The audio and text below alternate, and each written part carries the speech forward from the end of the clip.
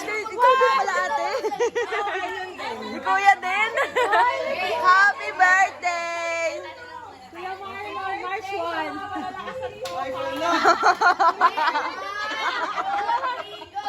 Happy birthday!